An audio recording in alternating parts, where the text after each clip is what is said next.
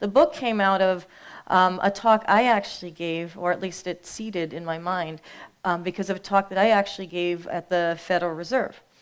So it's the summer of 2015. I've written, as some of you may know, I've read some of my other work, some disparaging things about the financial system and the Fed and private banking and Wall Street and so forth. And I got an email from the regulatory department at the Federal Reserve.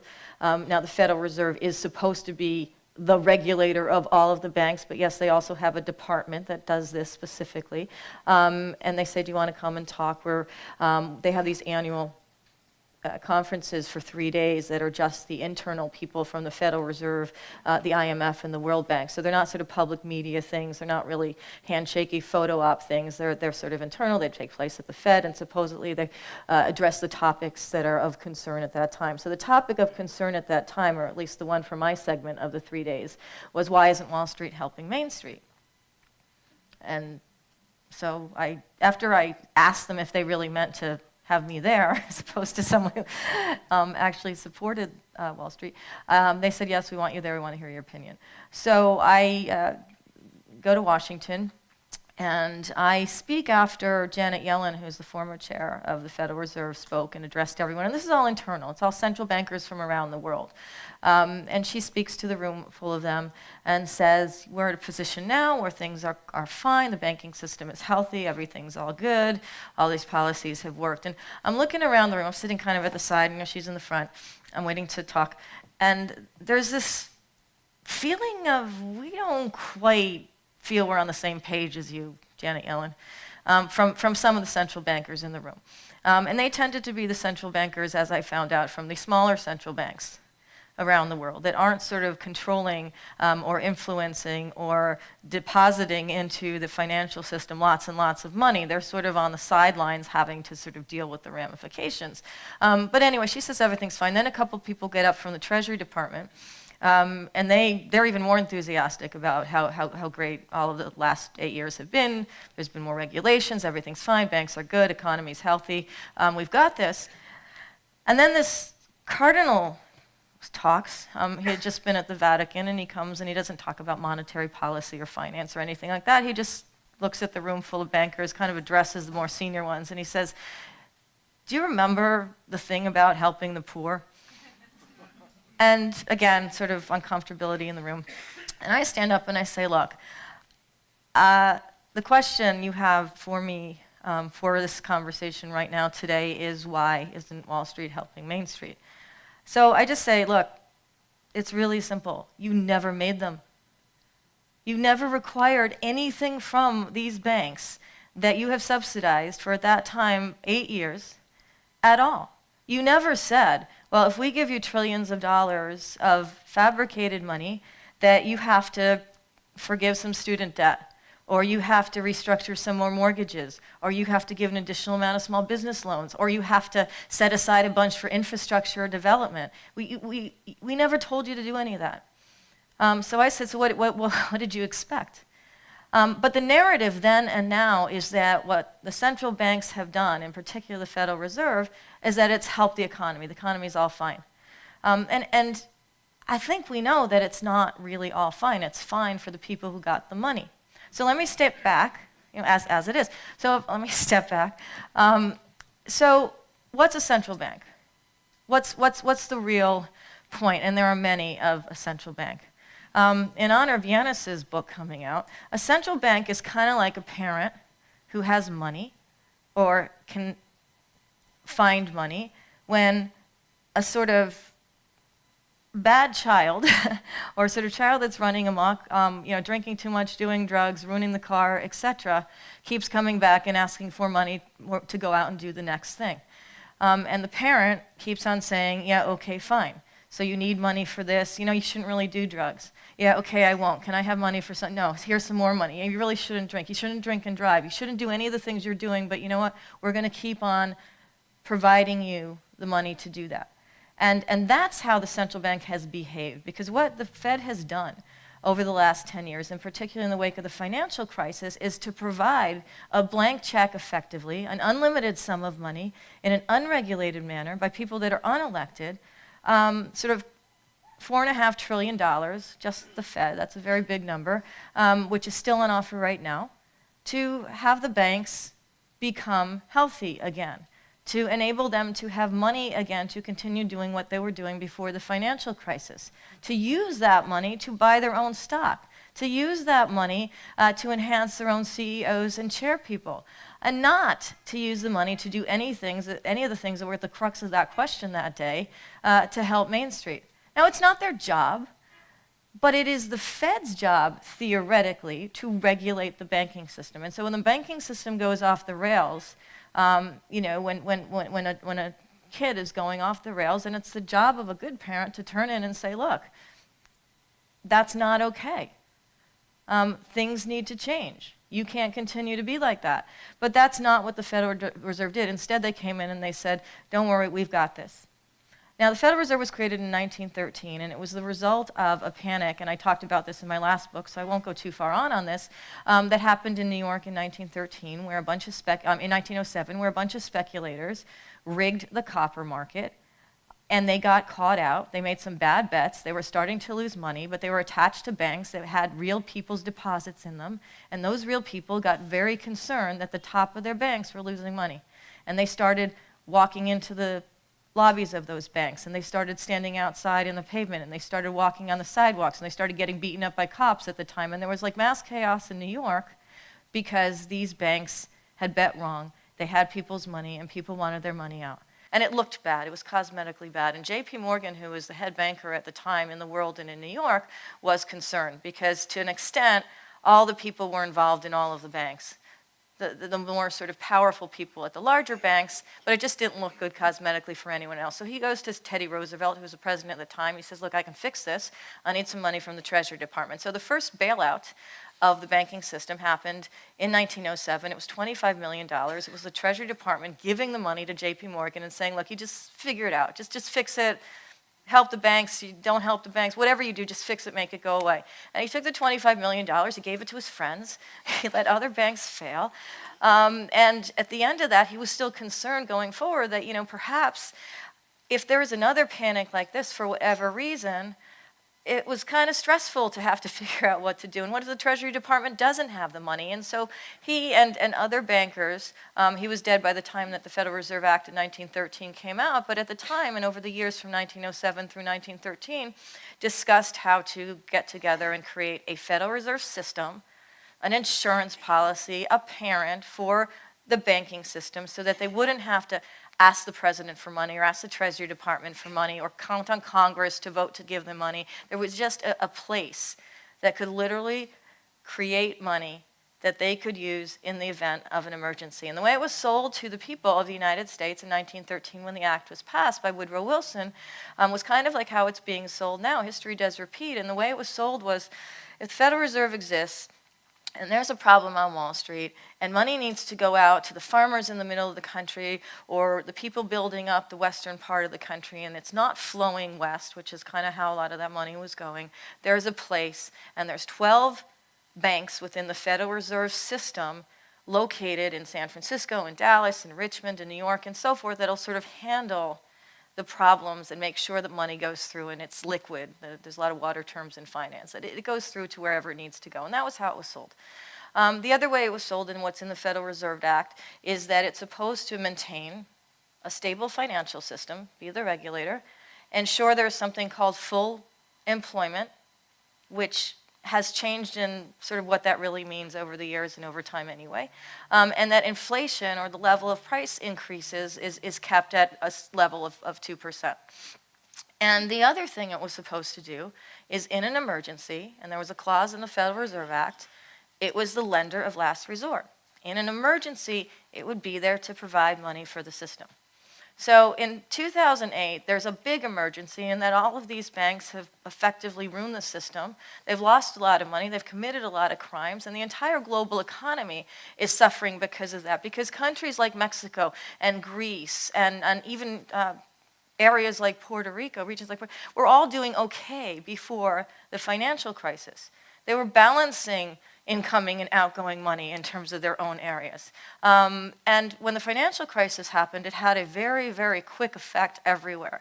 because the US banks were connected to banks everywhere. The Federal Reserve, because the dollar is the reserve currency of the world, was kind of the parent of parent central banks throughout the world and had to ensure that money throughout the world kept moving.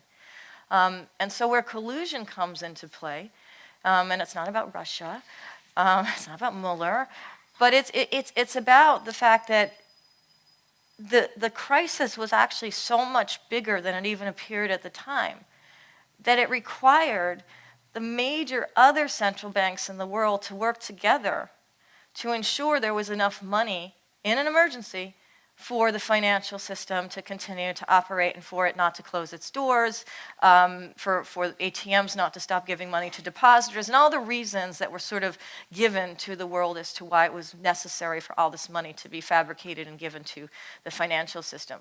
And so the European Central Bank, which is the head central bank of the European Union, the Bank of Japan in Japan, to a lesser extent, the Bank of England in the UK, basically the G7 central banks, all kind of worked on this same policy, and they're all sort of like taking direction from the Federal Reserve. Because the other thing the Federal Reserve didn't want to have happen, and US major banks didn't want to have happen, is for money to leave the US.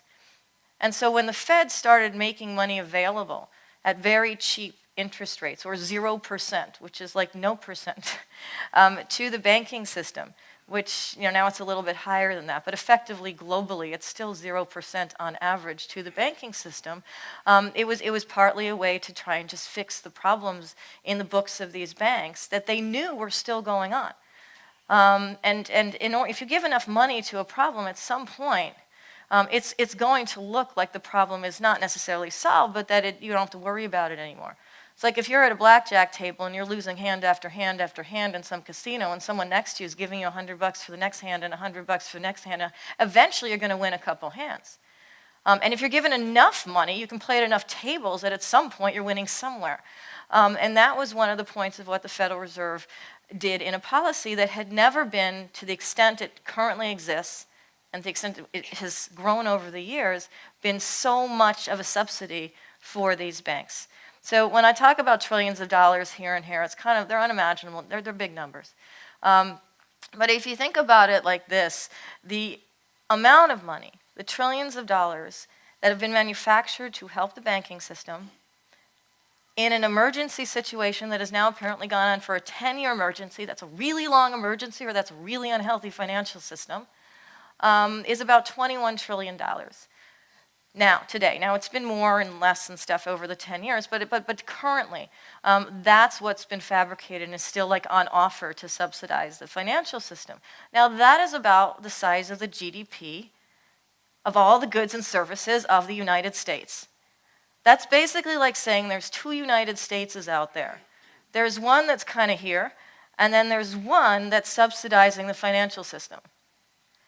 And when the Fed has these meetings and these central bankers get together, like in the slides there, and all these places around the world as they do, in Davos, Switzerland, and in Jackson Hole, Wyoming, and all the places they get together to discuss whatever the problem of that year happens to be and however it is they're going to solve it. The net result over the last 10 years is whatever they're talking about. There's a credit crisis in 2012 in Europe. There's problems with Greece in 2011. There's issues with China in 2016. Whatever it might be, they get together, and the solution to it all is we need to continue, to the euphemism is print more money. They're not really printing money. It's more sophisticated. They're electronically providing money. And they're not requiring anything in exchange for it, and they're not asking for it back.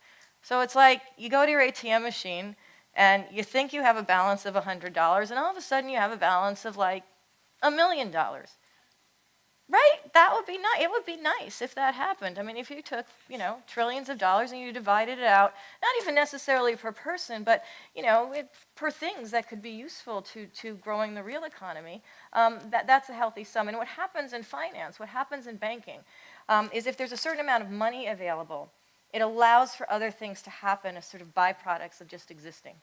And so if there's $21 trillion of money available that has gone into buying bad mortgage assets from the US banks, or buying certain very selected corporations bonds in the European Union or stocks in Japan. All of these things are choices that these central banks make as to who to help, and then the other side of that is who they're not helping. And so the result of having all this money go into certain pockets of countries and certain pockets of financial assets is that there's a greater inequality that comes from just that fact. So while regular people aren't getting interest on their deposits, these banks are getting cheap money with which to buy their own stock. So if you look at just the big 6 banks in the United States, because of this policy, they have been able to, among other things, have a record quarter this past quarter. They also saved an extra $3.6 billion collectively because of the tax cuts they needed so badly. They have increased all of the pay for their CEOs substantially. And they have not really raised the interest rates on people's savings accounts. In fact, a regular person who's, let's say, has $1,000 of a deposit at a bank like JP Morgan Chase or Wells Fargo or Bank of America or Citigroup is probably paying about $20 a month for the honor of keeping their money with these banks, for which they're receiving close to nothing in interest, which means they're paying 24% interest to banks to keep their money. Now, banks are paying almost nothing on interest to receive much more money than that from the Federal Reserve. So when they go and they buy their own stock, and that looks good for their shareholders, they have an option to not buy their own stock and to use it to basically give to their customers, to increase their, reduce their fees, increase their deposits, restructure some of their loans, whatever could be done if this was for a totally different system, or if the Fed made them do what was the problem behind that question. If they made Wall Street help Main Street. And when I say Wall Street, I mean collectively banks throughout the world. It just so happens that the Wall Street banks were the sort of miscreants at the mouth of the financial crisis, and they continue to do what they've been doing since then, just from now a higher height and with more subsidies. And as I said before, that has ramifications throughout the world. I'm going to go very quickly because throughout the world now, because I wrote collusion out in the world. I traveled to different regions, and I specifically picked those regions because they represented different results of this particular policy. They were either collusive with the policy, they tried to be and couldn't, they had political problems because they tried to be and couldn't, and smaller countries had to deal with helping their own economies and a policy that worked for them internally, but then there was flack from the US and so forth. And so they just represent different things. Mexico was the first place I went to. And I spent a lot of time there. These were not the first times I went to any of these places, but to sort of dig into this. And I had a breakfast in Monterrey, Mexico, which is the third largest, it's in sort of in the industrial city in Mexico, one morning soon after the Janet Yellen experience in Washington. And I was sitting next to a former senior member of the Central Bank of Mexico who had left in 2008. He actually left as the crisis was beginning. And most countries didn't think the crisis was going to become the crisis. And I have a lot of this documentation in the book. Most of them thought this is a blip, this is bad, but we're going to weather this. We have nothing to do with these banks. This is not us. But then, of course, as the banks started hurting the economy and money started getting put into different places, it started to creep into all of these other countries that have relationships with the U.S. that had to deal with the fallout of basically a recession or a depression here. And so he said that at the time they were talking, they were looking at sort of Washington and hoping that they would pick a different direction from what they did. So instead of providing money and sort of a reward for all the bad things banks had done, sort of maybe beat them back, do something to them, regulate them, make it sort of better for the future. And they actually, some of the individuals, I have a whole character list in the book because it's hard to keep track of all these people. They float around from country to country. There's a lot of names in the book, so there's a little glossary of names. But this one person I thought was very critical to the meaning of the giving money in the face of a crisis, Guillermo Ortiz, who was the head of the Central Bank of Mexico when the crisis hit. And he went up to Washington and he said to Ben Bernanke, who was the chair of the Fed at the time, look, if you are going to do what I think you're going to do, then that's going to ultimately decrease confidence in the system, not increase it for the regular people, and that's going to ultimately, come back to haunt you. And Ben Bernanke, of course, completely ignored him, did not even mention him in his memoirs. I had to actually buy the memoirs to make sure the electronic copy I had that did not mention this guy's name or any of the central bankers that warned that there could be ultimate problems from this particular policy in the very beginning.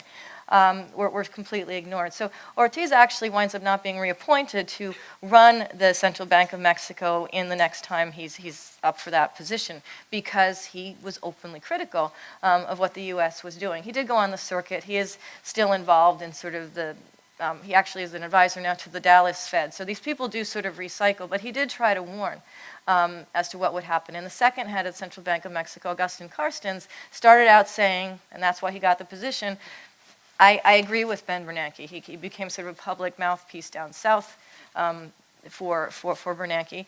And at some point he realized this was going to be bad for Mexico. So they tried to follow the same policies as the Fed. They made money cheap. That increased inflation in Mexico, because in Mexico, inflation actually was related to this policy, because the central bank was closer to actual people than the central bank here is to people in our country. And ultimately, he got disillusioned as well. And he wound up quitting. Well, he quit once Trump was elected. But he wound up quitting and going to run the Bank of the International Settlements, which is in Europe, which was created ultimately to be the central bank of central banks, and that it has all the information, it looks at all the reports, and for the most part, for decades, it was created in 1931, it was a cheerleader of any policy any Fed would do, any ECB would do, any central bank would do anywhere. But even it became critical, and its reports now have gone from being very comforting to being very critical of a policy that's basically dumped a lot of money into the market, required nothing from it, dumped a lot of money into the stock market, been that sort of fuel for very risky policies without any sort of request to restructure. And now there is this shift in the world, and this is actually the positive part of the book, of countries like Mexico, of countries actually even like China, who've actually questioned this policy of the United States and are trying to develop alternatives where if money is being fabricated, it's at least being fabricated for real growth and real infrastructure and real development and real people and real bridges and real trains and so forth, which ours is not. I spend a lot of time, probably too much time in Washington, talking to people of Congress on both sides of the aisle about financial issues. I don't work for a bank, obviously, anymore, so I'm really talking about this from the perspective of just sound policy, just sensible things, and it is not sensible to reward bad behavior. It's not a good economic policy ultimately, and that's what we're really dealing with over the last 10 years. And the fact that it also creates inequality and it reduces the amount of savings people get and reduces what pension funds can be worth in the future, and then all this blame gets stirred up at the sort of bottom of the economy. And that's kind of going back to the video. All this, so you blame the immigrants, blame terrorists, blame workers, blame those lazy people in Greece who weren't working hard enough to maintain a balanced budget there. Just outwardly shove the blame where there has been this massive trickle-down narrative policy that is not being pushed by the Republicans or the conservatives or whatever, any political party. It's being manufactured by central banks. They have larger checkbooks today than they've ever had before. And they work together to basically promote that. So in Europe, where I went all over as well, there was a real choice to not help Greece, obviously, and there was a power choice in that. But it works even worse. It looks even more foul when the European Central Bank actually has surpassed the Federal Reserve in terms of fabricating money over the last 10 years. So Federal Reserve's at $4.5 trillion. European Central Bank is somewhere between $5 and $5.5 trillion. And they choose every day where they look at the money that they're continuing to manufacture, 30 billion to 60 billion euros a month. They choose where that goes. And they choose not to put it into Greece. And they choose not to put it into small corporations in, say, Portugal or Italy. They choose to put it into Germany. They choose to put it in Belgium. They choose to put it where they want to. But it's not like this is money that has been earned. This is money that they make up. And the thing that just really gets me about all of this work and just all of, so going all around the world, it's a very dour subject. It's really hard to make it light. It's not light. But what it is it's just so frustrating. It'd be one thing if there wasn't an avenue to create money when money was needed in an emergency situation. But not only is this avenue been sort of rejiggered to be so generous, to so subsidize the financial system, it just makes all the problems that it creates that much worse. Because that choice happens every day. It's a choice. The Federal Reserve is sitting on $4.5 trillion of subsidies that it provided the banking system, including $1.5 trillion worth of mortgages, $2.5 or more trillion of U.S. Treasuries. It has bought and given money to the banking system in return for buying those assets cheaply. And that debt's not getting used anywhere. The Treasury bonds aren't getting used anywhere. We're supposed to borrow money to do things. That's not what's happening. It's sitting on the Fed's books. The mortgages that were still toxic 10 years ago, some of those assets are still sitting on the Fed's books. And corporations that are failing in Europe and companies that are not doing as well in Japan, there is money for that. But there's not money for sort of the basic foundation of the economy. And that's where this is just such a crime. So some people ask why I picked the word collusion, and I'll finish with that and open it to you for questions. But collusion, according to Google, I was actually at Google today. I found out that at Google, they have like an arts and crafts sort of woodworking area. So it's like in between working, you can go and make things. Which I actually thought that was cool. But anyway, so on Google, if you look at different definitions for collusion, it's basically talks about a secret or an elite sort of group of people that are committing fraud or criminal behavior or whatever. And one of the words is also deceit. So I look at it like this is an elite group of people. The people at the head of central banks, they're not elected, they're generally appointed. They sort of go back and forth between the private sector and each other's central banks, depending on who they are and how high they are.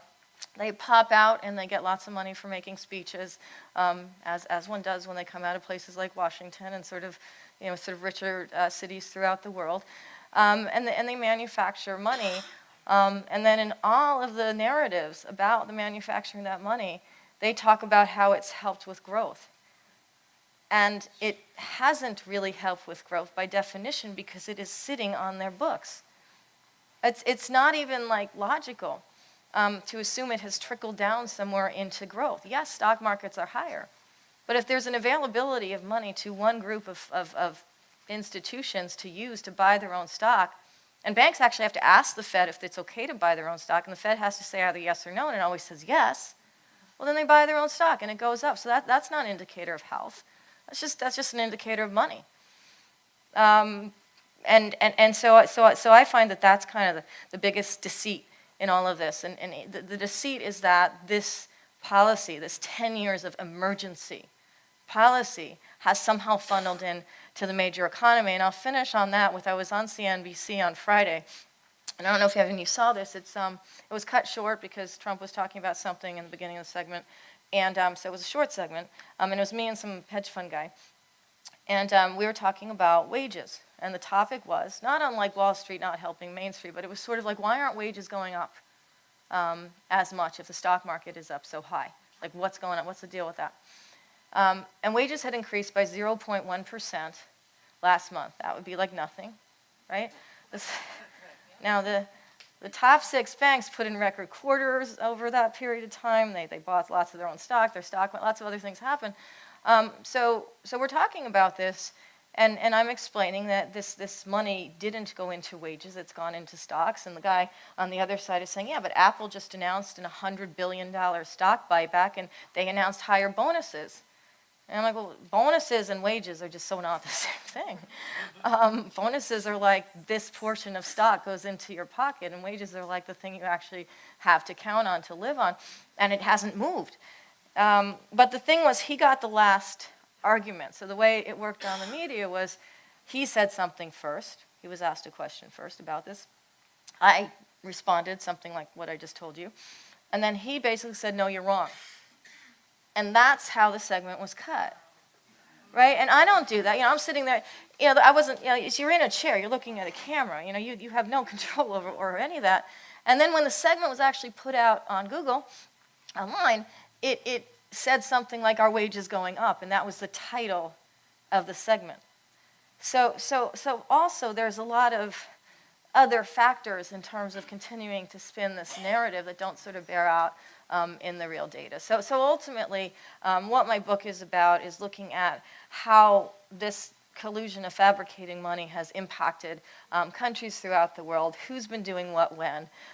Every single chapter and every geography kind of starts with the crisis in 2008 and goes through to today, or basically when I handed in the book, so sort of like recently, and then goes back. So you're constantly looking at this 10-year period from a different perspective around the world, and so hopefully that provides, if you read the book, just a composite of what's happening, because we are actually all in this together. The Fed has sort of been the dominant parent in terms of providing financing to the system, but ultimately this is a world in which there are many ramifications everywhere, and we are in that together, and so that's really how I positioned it. In terms of solutions, which I end with, to this, there's lots of things that could be done, just in terms of financial policy in the United States, and those of you who know my work, I am a big advocate of Glass-Steagall reenactment, of separating the deposits and the loans from everything else that banks do, including now buying their own stock with lots and lots of money from the Fed.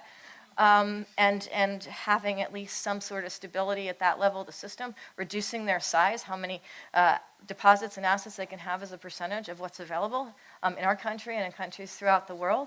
If we do this here and we do it in other places, to have central banks, if they exist, to do their actual job, which is regulating financial institutions, not sort of rewarding them for bad behavior, and certainly not having unlimited unaudited check writing capabilities that they have right now, having the people who run these banks actually elected rather than appointed, so that they're accountable to the public because their policies affect the public, and actually canceling a lot of the debt that's been created in the wake of the financial crisis throughout the world, that has been created in countries and by smaller companies that are required to do that, to basically borrow because they're not really recipients of the sort of big money that's coming from the top, and sort of creating a more stable environment from that perspective, and taking some of the money that's on offer and ensuring that it goes into development and infrastructure and wages and reduction of student loans and everything else that it could go for, which could actually do what all of these central banks have promised their policies will do, which is really promote real growth on real sort of Main Street and the equivalent of Main Street throughout the world. So I'm going to open it to questions from you guys on that. Thank you for listening.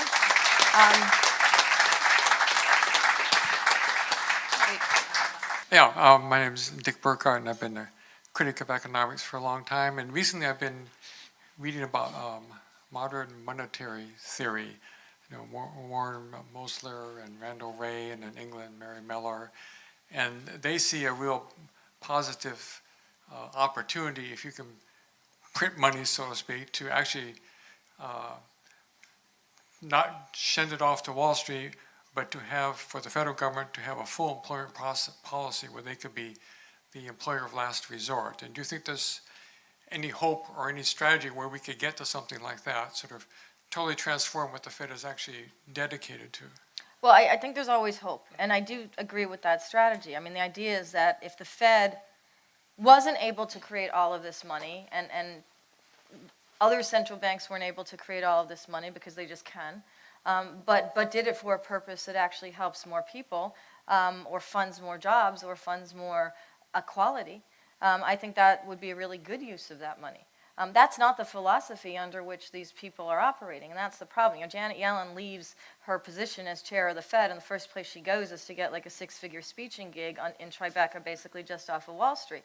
So she's basically making in an hour or whatever, you know, what she made in almost a year running the Fed. So there's an incentive to kind of keep the status quo going. But I do agree, and this comes from the people, and it's actually also coming from some of the, I talk about this in the book, some of the developed nations as well, that there's also a lot of anxiety and sort of criticism coming from major countries throughout the world, like the BRICS countries getting together and so forth, and saying, look, you know, there has to be an alternative to this kind of policy, and perhaps collectively between shifts in geopolitics and also from individuals, we can get there. So yeah, there's hope, and it makes economic sense. So my question's on MMT as well. Stephanie Kelton was Bernie Sanders' chief economic advisor, and she's a big MMT person along with Michael Hudson and Randy Wray. Mm-hmm. And she's There's a talk now about going for guaranteed full employment, and the money could be printed, it would not be borrowed, it would not be inflationary, and you could eliminate unemployment and also address healthcare, green economy. With Bernie's proposal out right now for full employment, the question people are asking is how to pay for it, and there's not a public understanding of MMT and that is a way to finance it. Is that a role for people like yourself and other economists maybe to get the public to know that this option, which is current, Right. is actually much more feasible than people think? Yeah, I agree with that, and I've actually, some of the same people I've talked to on the Hill about Glass-Steagall, and including working with various people on both sides of the aisle, is to do an infrastructure kind of situation, or not, a program, sets of programs where you take the debt that's already there. So you take the money that's already printed, and you start with that. You take the electronic digits that have already been added, and you say, look, the Fed has $4.5 trillion of subsidies right now. You cut off $1 trillion. You cut off $1.5 trillion, and that becomes the base, the collateral, because most of it's government guaranteed, some of it's junky mortgages. You take the good parts, and that becomes the base for using money for those other programs, for helping to. So you're not. The cool thing about it is because there's been such an inflated amount of money created already, that idea can actually start with literally diverting it. Literally using what's already there as the base for those ideas. And I think that's the way to do it. You don't even have to start with anything new. You can start with what's already there. If the European Central Bank, for example, can print $30 to $60 billion every month, just don't have it go into like tech corporations in Germany or wherever, have it go into things that are real. But MMT would actually bypass the private banks and be more direct.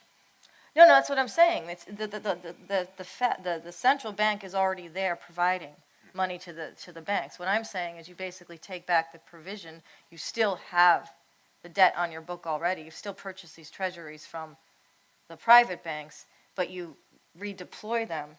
They already are there. They're already on the Fed's books to start something like a public bank, something like an infrastructure, a national bank, that you bypass the private banking system and you have more of a public banking system, but it is funded by debt that's already created. So there's no new debt.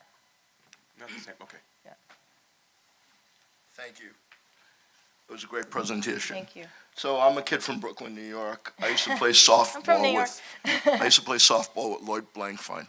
Ah, He was a kid who lived in the projects of East New York, a place called the Linden Projects. I knew him very well as a kid. And I found him to he's be the CEO and chairman of Goldman Sachs. he's a chairman of Goldman Sachs. He's also a criminal, unfortunately. Right. When the whole board of directors, Diamond of Chase Manhattan Bank. So in 1978, when I graduated Brooklyn College, I became a headhunter, and I was working specifically with Chase Manhattan Bank, a bunch of banks. Merrill Lynch was one of my clients, and I got very lucky because a few years later, I read an article in Banker and Brokerage magazine. And I saw the little company in the penthouse of 90 West Street, which is right across from the Trade Center, cross Liberty, cross Albany. There was a little church in the parking lot called St. Nicholas that went down during 9/11, by the way. 9/11. Anyway, the luck that I had was I read a little article about banks needing PhDs in mathematics. So luckily I had the money. I had a contract with the New York Times for $25,000, and I wrote an ad every week in the Any Technology Train Wall Street. So I made a lot of millionaires out of a lot of young people coming out of MIT and Columbia University. They were getting jobs in managing directors doing quantitative research. They'd make $75,000, $80,000 their first year, $125,000 the next year, $150,000 the following year with a $3 to $5 million bonus. The things that I really think I'd love you to address in another book. I've not read who you are, but I found out who you are, and I'm here. A couple of things. The derivative security market did not accidentally fall. It fell by a bunch of criminals that changed the game. Because when derivative securities market started, a bank would take 10 mortgages, let's say at $100,000 apiece. They would get, let's say, 20% down on that. So they'd have $200,000, right? And it was AAA mortgage. So a guy who took a mortgage out, I'll leave in a second, I'm sorry, but would take a mortgage out, and they were guaranteed to pay that 15 or 20 years. Then they started goofing around with the tranches, right? So it's not really the central bank, I don't believe, I believe it's the criminals on the street that have never been accountable Well, for the crimes. That's all I have to say. I'm on I'm the just saying, same I'd like page you to as you. address that. Yes. Well, so you know, one of my books did address that. It was called "It Takes a Pillage." Okay, I love the And you title of have that. to- I love the title of Yes, that. and that book actually goes into a lot of what you're talking about, which Right. is sort of all the criminal manufacturing and remanufacturing of really creating fake securities and sort of selling them as real. it's- But yeah. what the central banks have done, and where this book actually follows from that. Right. And certainly, those people committed crimes, they paid hundreds of billions What of about dollars Guyton for who those paid crimes. $1 on $1? You know what I'm saying? Exactly. Yeah. That what's happened since then, which is why this period actually is almost more scary, is there's these other entities, the central banks that have come in and validated all of that have basically created a whole new pool of money to subsidize the institutions that committed these crimes and sort of lied to investors and faked the integrity of their securities, and in many cases copped to felonies. J.P. Morgan, as an institution, settled on a felony charge of rigging one of the rates that actually determines the cost of money, called LIBOR, separate other longer conversation. Right. So the central banks, though, the piece that they play is that they validate, they Right. subsidize, and they're continuing to subsidize. I And was that's happy why what you they said need to about be the Glass examined. Steagall, because a lot of people probably Right. don't know what that is. Right, And so that we was, can- so my biggest client was MetLife. Right. They had $136 billion in assets. They said to me, it's going to change, they're going to need PhDs, and I was Right. very fortunate to be Right. in that So game. you were Anyway, at the thank right you so time. much. You're you know. welcome. Thank you for your remarks. Hello, Ron Paul and others have tried to pass a audit the Fed bill. Right. Yes. Do you think if there was a true audit of the Fed and the populace saw where all the trillions were going, that it might end the Fed? And would that be a good thing? I think that actually Ron Paul and Bernie Sanders got together in a few years after the financial crisis to talk about the idea of auditing the Fed. And so this idea came from sort of the left and the right, basically came from different sides of Washington. And I was actually on the Federal Reserve Advisory Committee of Bernie Sanders at the time, and the conversations that we had with respect to how that should look together is that auditing the Fed, actually disclosing what the money was going and where it was going and what it was doing, would at least be a way to get the public involved with understanding this whole sort of murky concept. And that didn't really go anywhere in Washington because Why?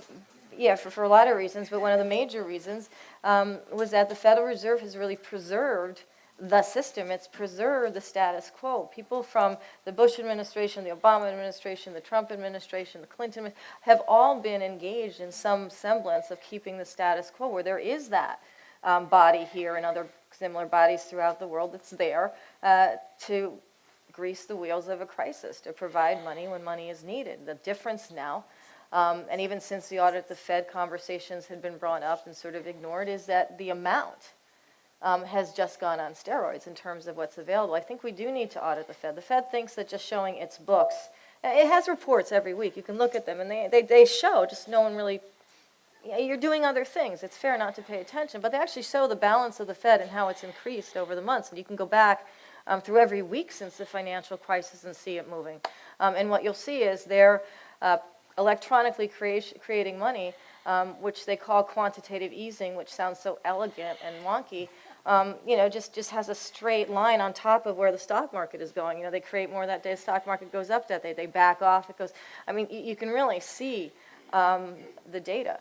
But you should be able to see where it specifically goes and what it does, and I do think that would be useful. But there's not much hope of that anytime soon, it sounds like. In Not Congre- under this in particular Congress. Fed, unfortunately.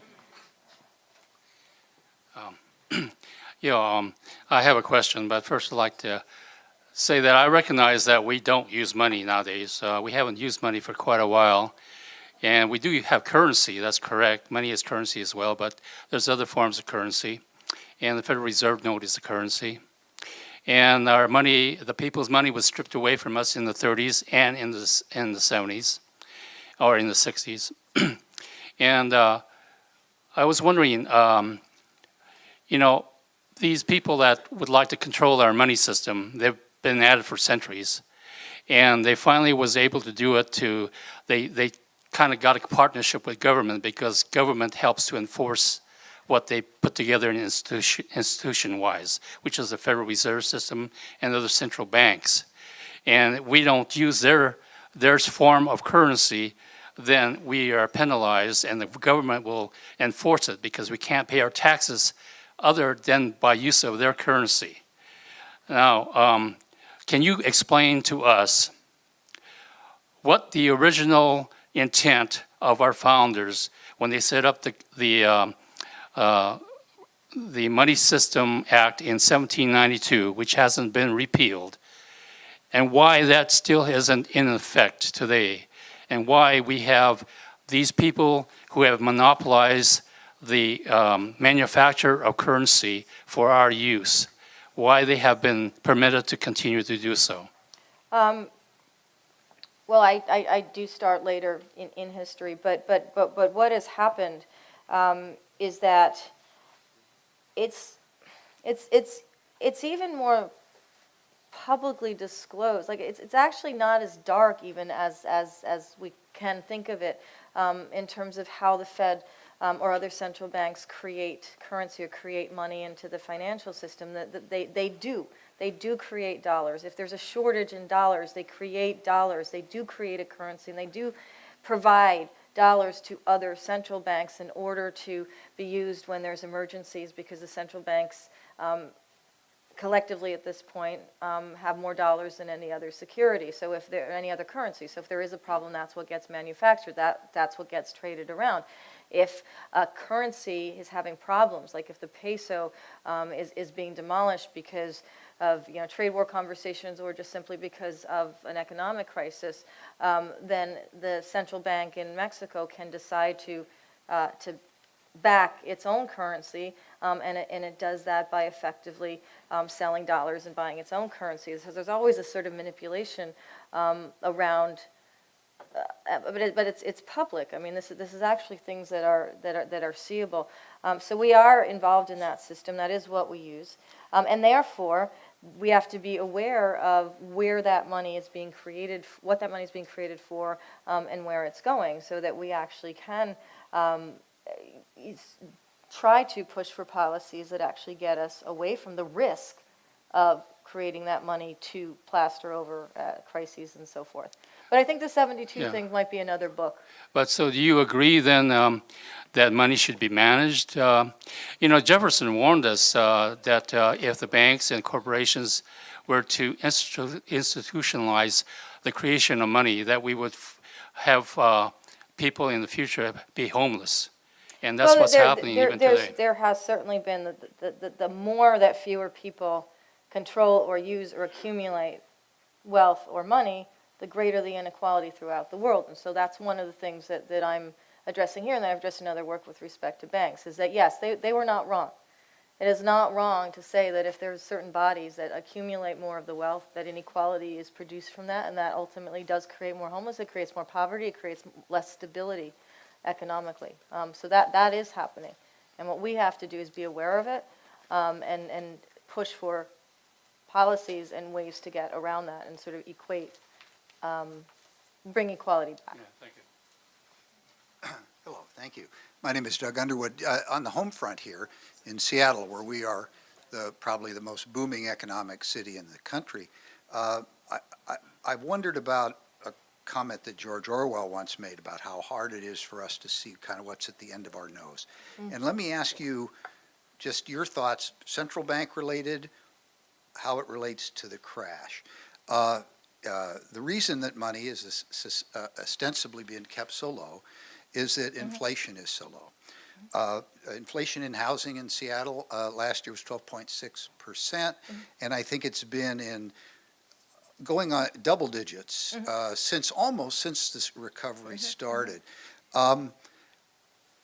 That has allowed money to flow into development, and the development here has been largely in condos and homes at highly unaffordable prices, has driven people out of the city, and yet continually our monetary policy is based on the argument that there is no inflation. Right. How does that tie in, and what is going on? Yeah, it is ridiculous, and I'm glad you bring that up. I've had a question like yours, not that yours is not originally put. But in all the places that I've been talking about this, why is inflation, official inflation, like, a sort of general way that inflation is computed, not going up? There's a lot of other factors. So there's a lot of inflation, though. There's inflation in real estate prices at the top. There's inflation in the stock market. There's inflation in the bond market. There's inflation in the cost of college. There's inflation in the cost of health care. There's inflation in rents. There's a lot of inflation going on. So it isn't like the money that's gone into the system hasn't produced inflation. It just hasn't produced inflation as it's calculated by the people that run the Fed.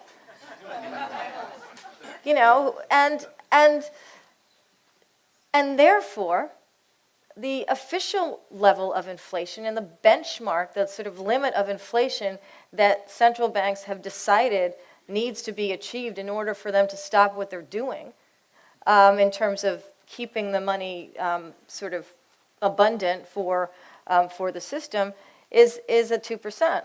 And we are not at 2% inflation, except in like any of these measures. And Europe is at like 0.7% inflation, except if you look at any of these measures. If you look at the inflated gap between what wages are to what things cost, there's a lot of inflation that has increased over this time period.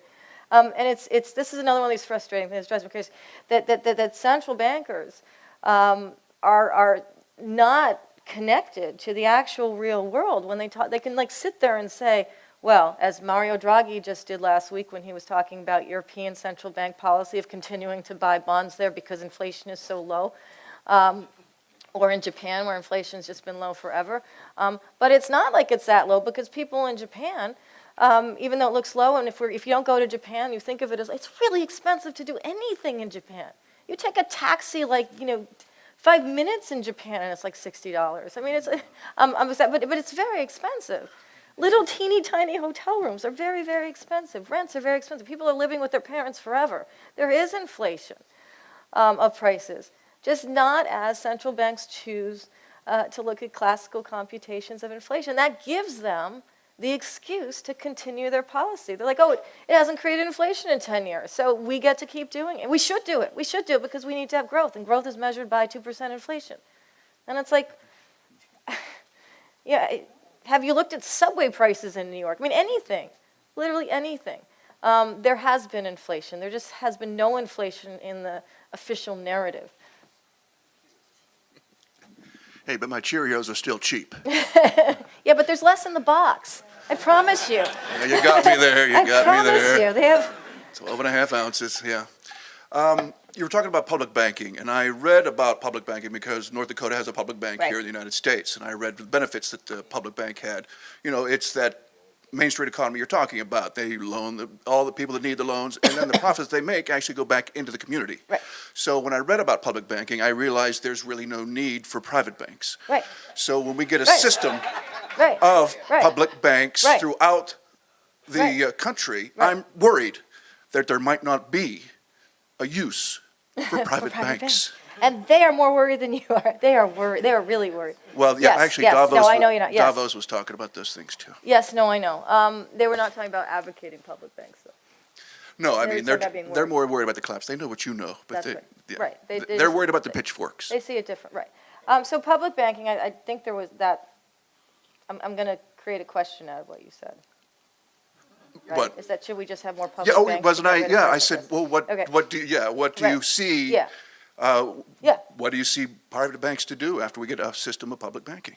Well, I'm serious. It's a no, it's the no, only answer, absolutely. really. If we had a system of public banking, we would not need private banks. That is Thank you. true.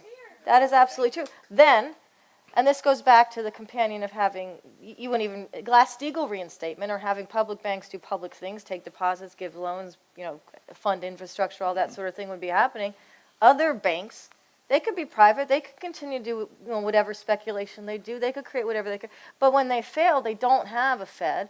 They don't have an FDIC backing the deposits that back their transactions. They're just kind of on their own. And that's fine. So public banks, but this is a weird thing. So a lot of cities, well, Seattle's actually some people who are advocating public banking. A lot of places actually on the west.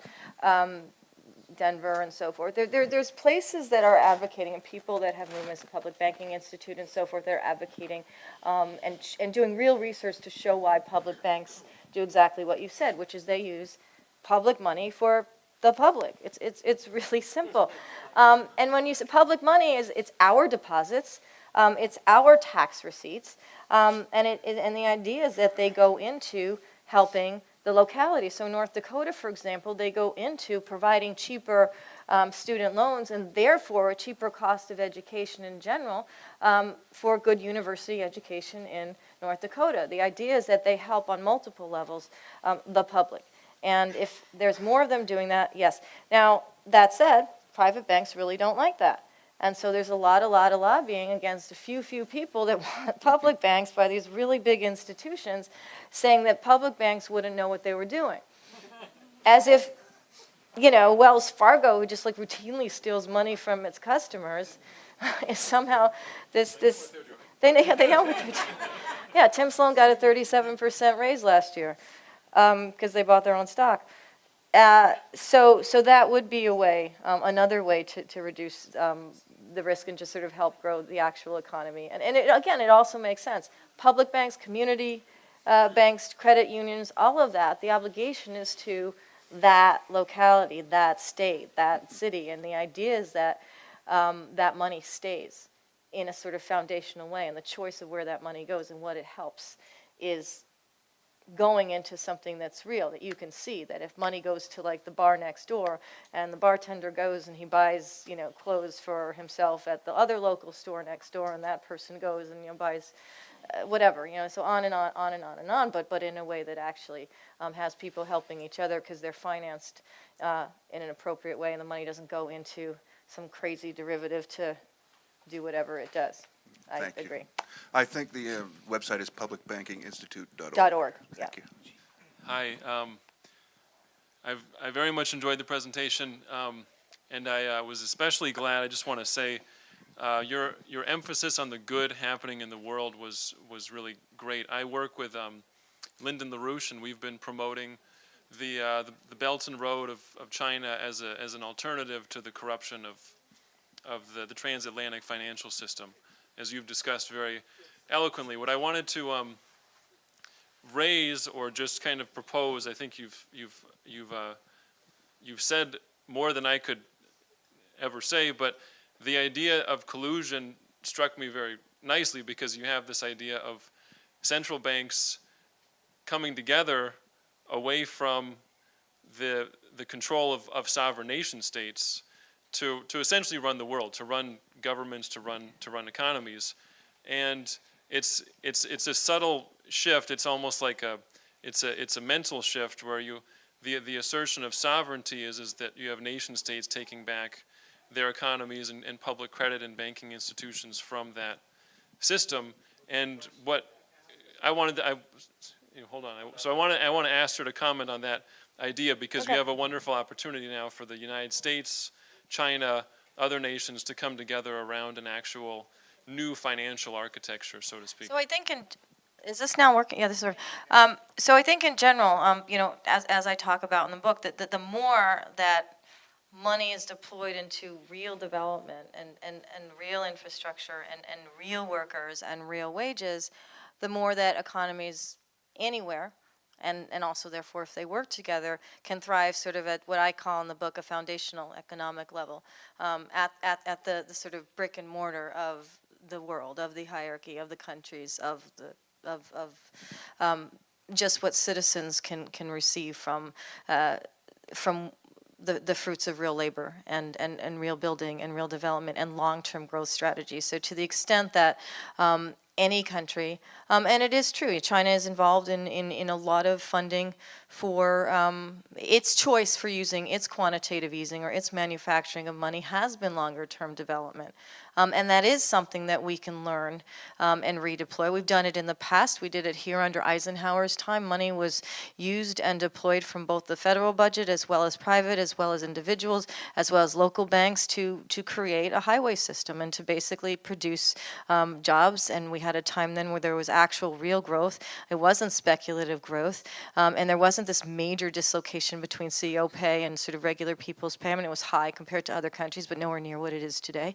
And I think that's just a way to get back to real economics, real foundational economics here and in partnership with other countries. Thank you.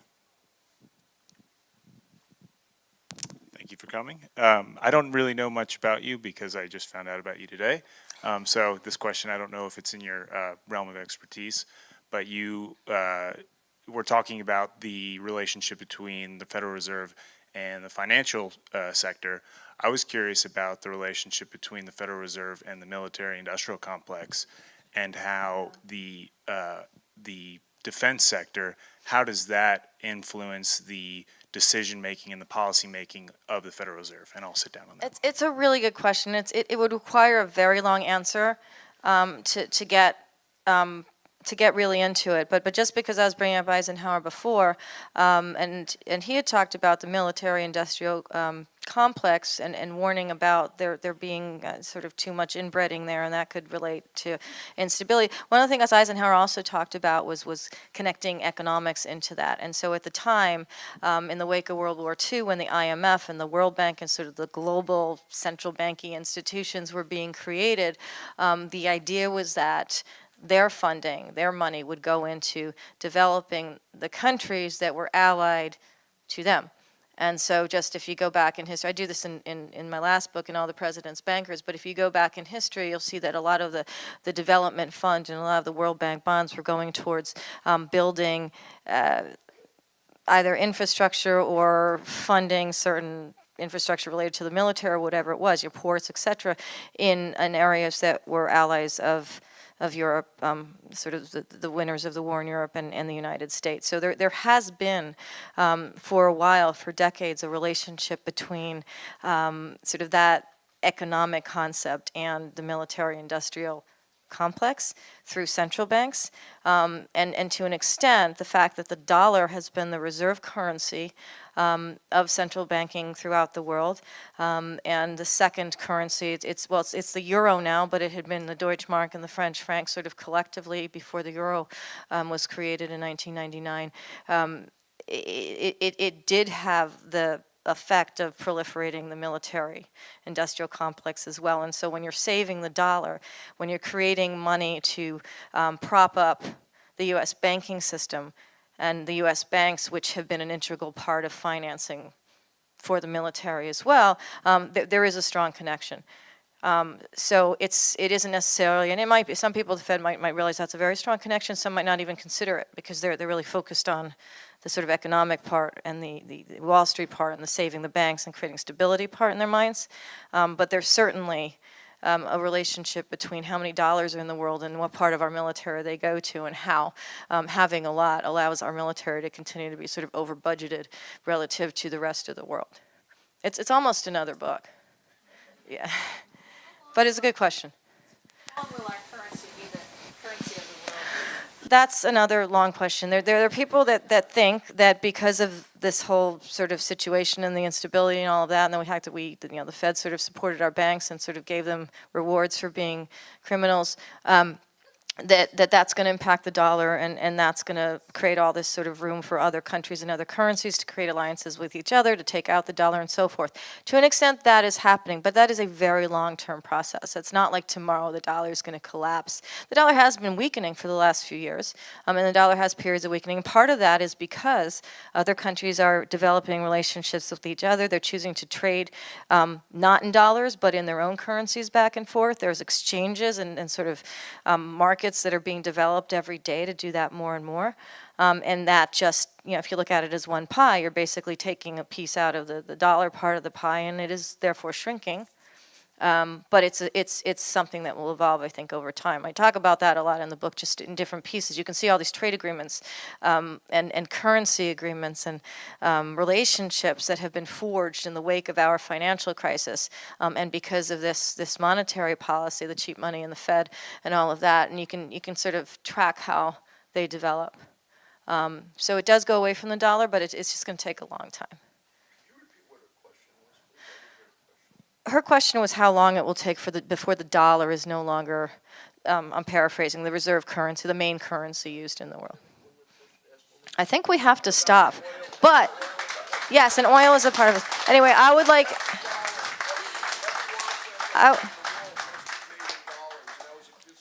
you need to read one.